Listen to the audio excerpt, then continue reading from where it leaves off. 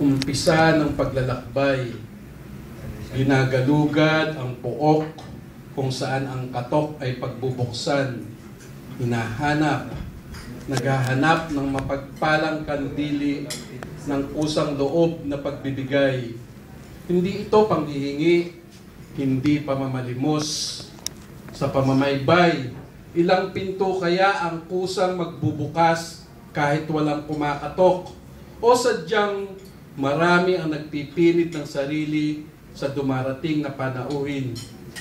Hindi nakikilala ang anyo ng bisita sa tinis ng tinig at pagtawag.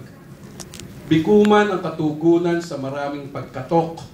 Sadyang mayroong mga humahawak sa butil na pag-asang may nakalaang dunan sa lahat ng paghahanap, kahit pa sa munting sabsaban. Okay po.